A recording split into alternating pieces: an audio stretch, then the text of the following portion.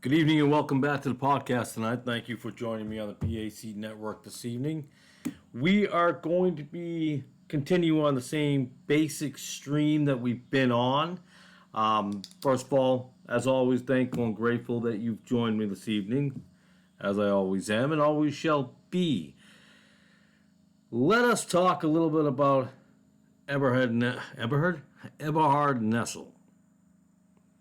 Eberhard Nestle is, in my opinion, and come on now, if you do the research, you'll figure it out. He's a Roman Protestant Catholic, much like the Lutheran, but now they've decided to actually call themselves more so closer to Catholic than they previously have. But Eberhard Nestle is, I think, an important figure that we should talk about. I mean, he is an important figure in the biblical world, but I think it's important to attack this. I would have made this in shorter bits, but I'm going to keep this on the podcast channel, which is here on YouTube, Spotify, Rumble, and I think a host of other places.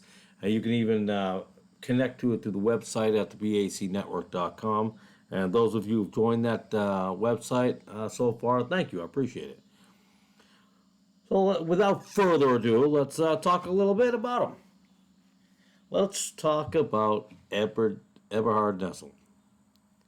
Well, Eberhard Nestle was a prominent Bible scholar in the late 1800s. He had an immense influence, I would say, on the modern Protestant Bibles. Hold on now. As well as the Catholic Bibles. Hard to believe, isn't it? He was, and is, considered the last great Bible scholar, who all modern Bible scholars today hold upon a pedestal for his work on textual criticism of the New Testament, i.e. guys like Kurt Allen, Dan Walls at Dallas Theological Seminary, Tennessee Temple, Houston, a lot of different places. His influence is primarily through his involvement in the area of the Greek New Testament, also known as, and I may pronounce this wrong, I once knew how to pronounce it, but it's been a while, as the Novum Testamentum Graecum. And it could be pronounced differently, it's been a while for me, which today they call the Nestle Aland.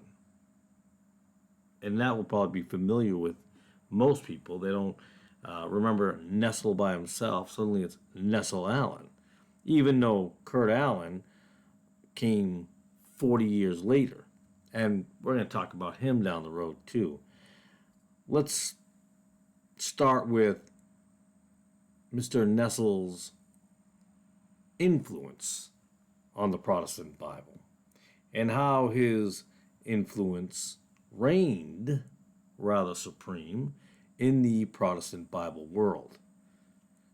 When it came to textual criticism, he would look at the old manuscripts, but in that statement alone, they would have you believe that he was analyzing a plethora of old manuscripts.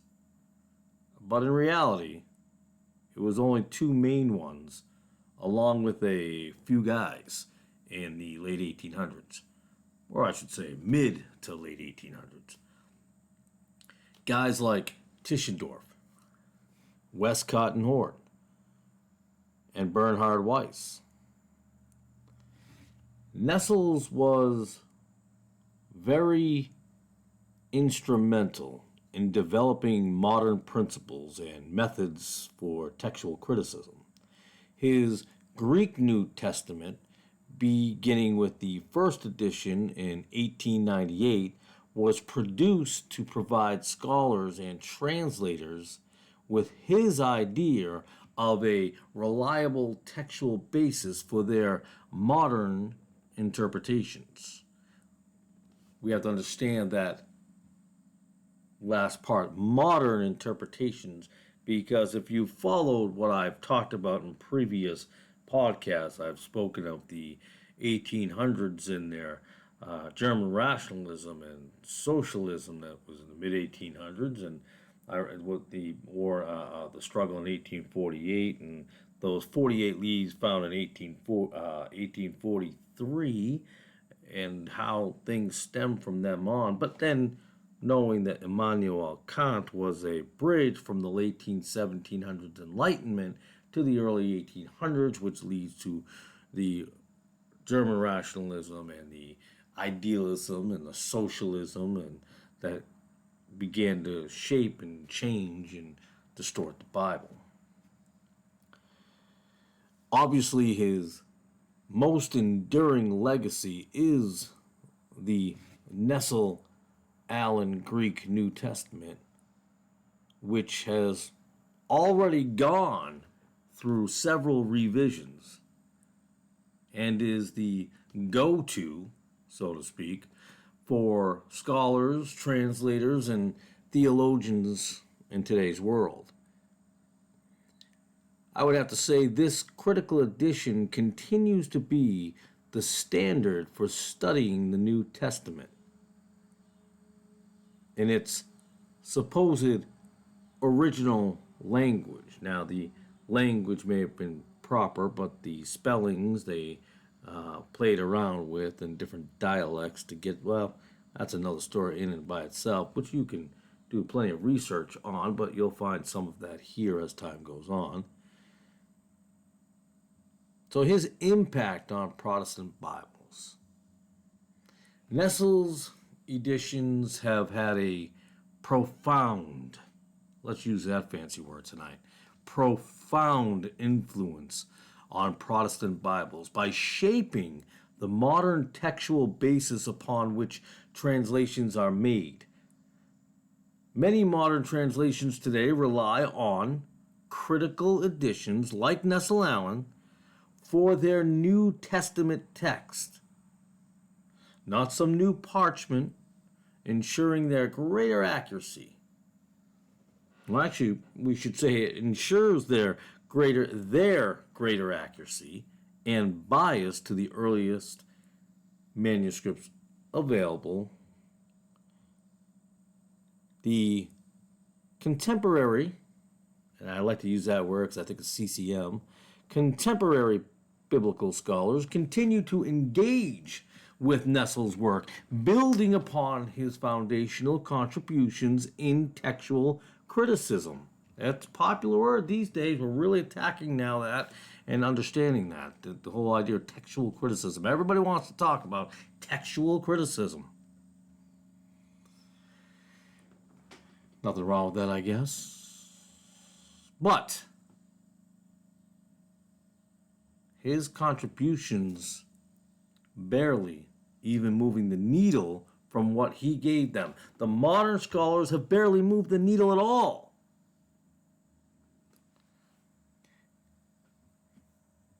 His methodologies and the principles he established are still relevant for the elites who crave power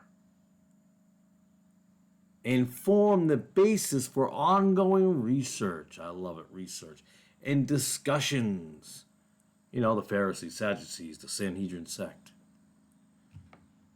In biblical studies. Nestle's emphasis on the importance of examining variant readings and manuscripts was a farce, and employing false, rigorous criteria to determine the original wording of biblical texts or what he felt fit the narrative. That word is popular today. We hear that phrase all the time, the narrative, the narrative, the narrative. But he needed to fit the narrative of the cultural and social shift of that time frame. His approach to textual criticism has set standards, so-called, that are followed by the mainstream modern scholars worldwide today. Nothing's changed. Nothing new under the sun, as they say, or as the Bible says. So, we already know that Eberhard Nestle's influence on, or we now know, or hopefully you now know, the Eberhard Nestle's influence on Protestant Bibles, well, was profound, particularly through his bias in textual criticism and his critical editions of the Greek New Testament. His work continues to shape how modern mainstream scholars and translators understand and interpret the New Testament scriptures today, even though they have now Dead Sea Scrolls and this and that. And, we keep finding things, but yet you barely move the needle from where he actually was to begin with. And this is just modern Bibles. These are just modern Protestant Bibles. Now let's talk about Eberhard Nestle's influence on modern Catholic Bibles. His influence on modern Catholic Bibles, which stems from his work in his version of textual criticism and Bible translation.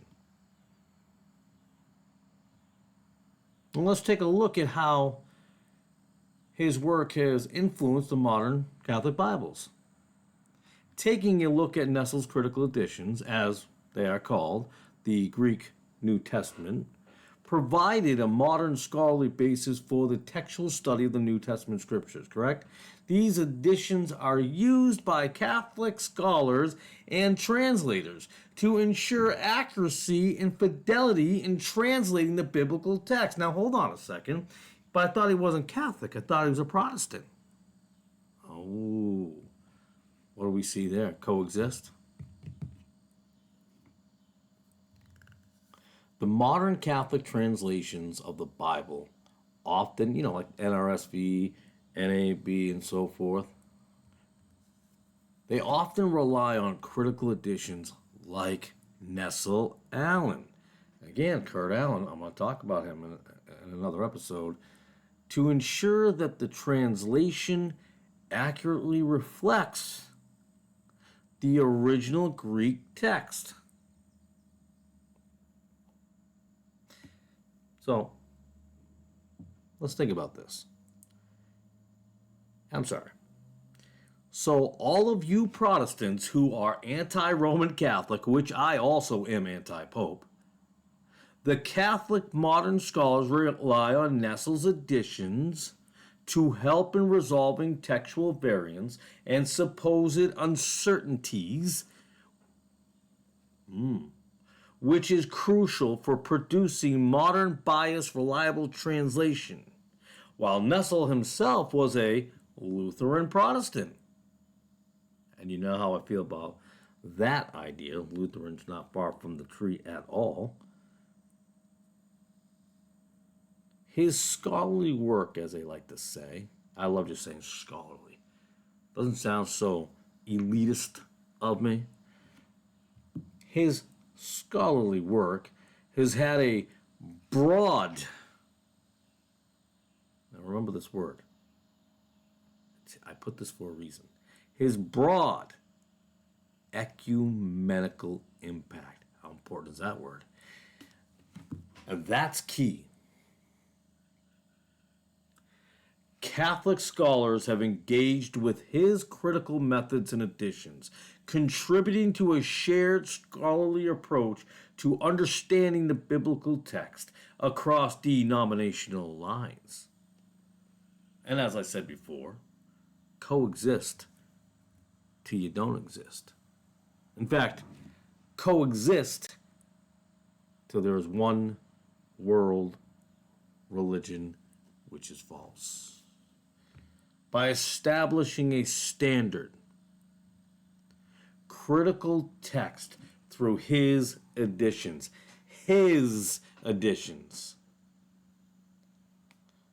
Nestle, not Wycliffe, not even Luther, not Tyndale, his.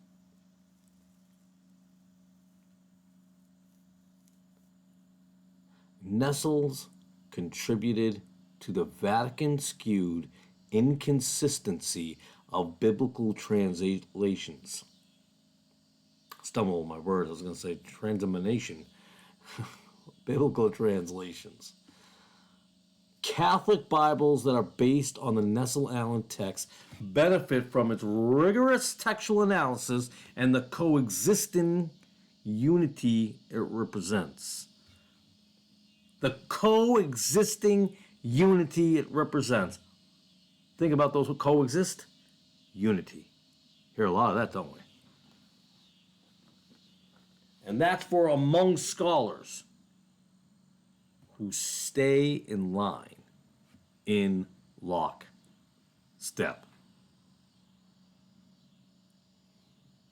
Even though Nestle's original editions have been brought out by newer versions, such as the 28th edition, the 26th, the 27th, his foundational work continues to influence the ongoing scholarly and translation efforts within Catholic circles and beyond. So within Protestant circles and Catholic circles, now we see Eberhard Nestle's contribution to biblical scholarship, particularly through his critical addition to the Greek New Testament, have had a significant impact on not just Protestant Bibles, but modern Catholic Bibles as well. Let that sink in. His work ensures that the Catholic translations, as well as the modern Protestant translations, maintain fidelity to the original text, supposedly, and benefit from his biased, rigorous textual analysis. They relied on sola scriptura and changed sola scriptura. And when they changed to Protestantism, they didn't really change to Protestants. Lutherans are not Protestants. We'll talk about that down with the Lutheran Synod or the Lutheran Synod or the Lutheran Synod. And you hear it different directions, different ways. Who were only Catholic to begin with. We're going to talk about Lutheranism and those guys who came out of that time frame, the 1800s, with that in Germany. We're going to go into that in another episode. I'm hoping on the next one, actually. But now we understand that it's not just some, I just want to have a better approach. No, there's always been a bias. A lot of people say, the King James Bible had a bias, and the Geneva Bible had a bias, the Bishop Bible, and so on and so forth. Well, indeed, Westcott and Hort, Tischendorf, Eberhard Nestle, all had a bias. And that bias was based on that time frame in the 1800s, using Enlightenism, the Enlightenment movement, along with socialism,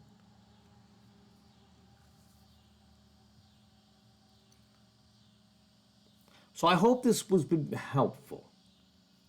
And I implore anyone, as they should, not just listen to me, really dig, really see the background of a man. Never mind just what he says, where he comes from, what his influences are, what is his fruit, and what is the fruit he is eating.